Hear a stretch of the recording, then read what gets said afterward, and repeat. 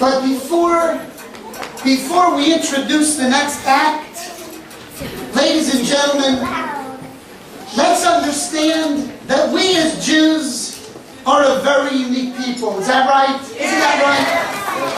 Take Jewish mothers, for instance. They have such a heart, it seems like they want to become everyone's mother. Isn't that right? For instance, there's the Jewish woman. Listen to this. The Jewish woman, she had 2 chickens.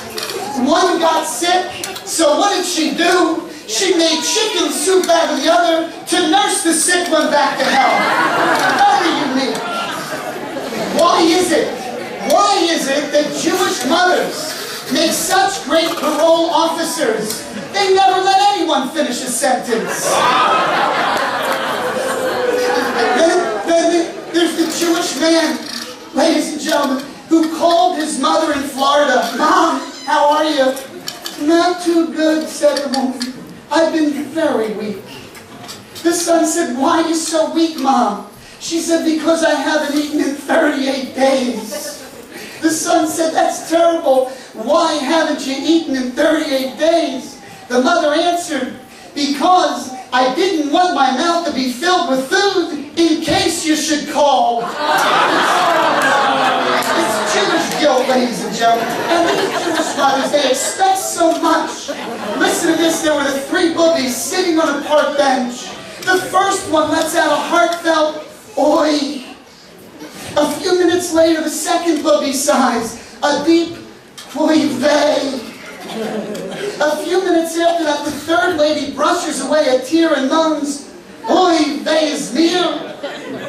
To which the first booby replies, "I thought we agreed we weren't going to talk about our children." See, they expect so much, and boy, do they worry. Here's a typical Jewish telegram. You ready for this? Begin worrying, details to follow. Yes, we worry a lot as a people. But not only worrying, we can quell with the best of them. 3 Jewish mothers sitting in the mall quelling over how much their sons love them. Sadie says, "You know the Chagall painting hanging in my living room? My son Arnold bought it for me for my 75th. How much he loves his mother." Minnie says, "You call that love? You know the Mercedes I just got for Mother's Day? That's for my son Bernie. What a doll." And then Shirley says, "That's nothing. You know my son Stanley? He sees a psychoanalyst 5 sessions a week. And what does he talk about? Me." Yes, they tell the best of them. Jews are a very unique people. And our rabbis of old, understanding just how strong the Jewish female personality is, instituted a very important tradition in the Jewish wedding itself. Why is it that at the Jewish wedding, the groom stomps on the wine glass? Because it's probably the last time he puts his foot down. And that's why when the little boy was telling his Jewish mother how he had gotten a part in the school play, his mother said, "What part are you playing?" The boy responded, "I'm playing the part of the Jewish husband." To which the mother replied, "Well, you go right back to the teacher. Tell her you want a speaking part."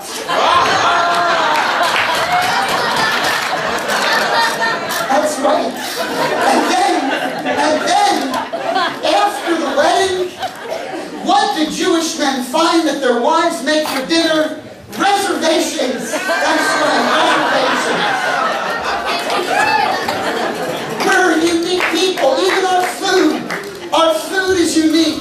How can you tell a gefilte fish from all the other fish in the sea? It's the one swimming around with a little carrot on its back. And listen, not just in the home, but even in our revered religious institutions, Jews are unique. On Yom Kippur, you ready? Yom Kippur in the shul, the Schwartz brothers are there. 2 of the synagogue's wealthiest congregants. The first Schwartz prostrates himself before God. "Dear God, you're so mighty, but I am but a piece of dust. I am nothing.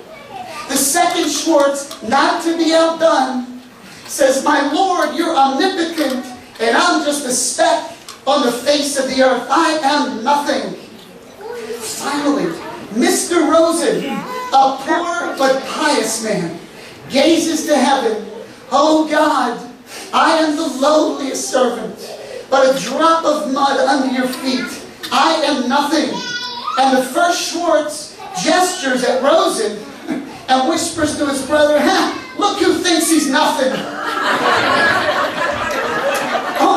Only our people were, and we're a unique people. Even in the field of medicine, Jews are also unique. A Jewish doctor gave a man 6 months to live. The man could not pay his bill, so the doctor gave him another 6 months. Finish it up. And even Jewish patients are unique. The doctor called Mrs. Cohen, said, Mrs. Cohen, your check came back. She said, that's right, doctor, so did my arthritis. We're very unique people. The Jewish doctor said to the patient, you'll live to 60. The patient replied, I am 60. The doctor replied, see, what did I tell you? And listen to this, even in the field of business, Jews are unique. And we've done well, even when we've lived in anti-Semitic environments. In one such environment, there were 2 beggars sitting next to each other. One holds a sign saying, please help the war veteran. The other holds a sign saying, please help a poor Jew. People passed by, and even those who didn't intend to give money to any of them gave to the first one just to upset the Jew. One man passes by, gives money equally to both, and then says to the Jew, why don't you change your sign? Don't you understand? No one's going to give you any money around here. And as he goes away, the Jew turns to the other one and says, Moish, he's going to teach us business.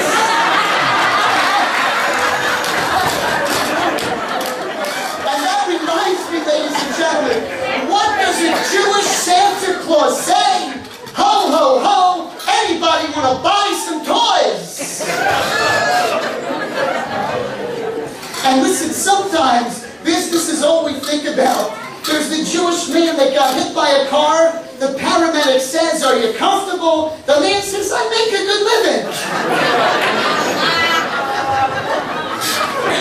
And what about the thieves that broke into the United Jewish Appeal offices? What did they get away with? Over $1 million in pledges. Yes, for Jewish people, it's all in a day's work, ladies and gentlemen. What did they call the new Jewish-Japanese restaurant? So, sue me! We're a unique people. We've got a very special person coming on in just a minute.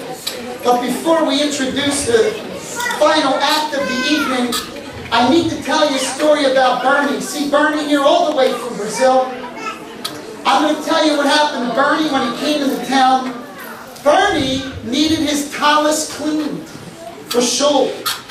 So he takes it to the best dry cleaners in town, Fung Wang Cleaners.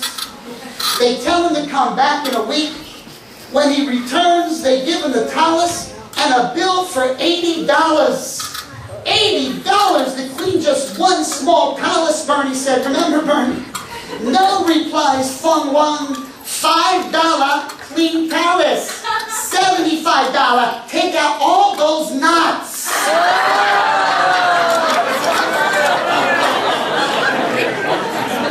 Ladies and gentlemen, it's been a great evening so far, hasn't it? Hey.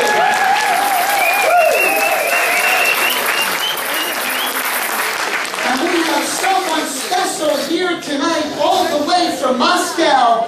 We have Arthur the Clown. Would you welcome Arthur the Clown?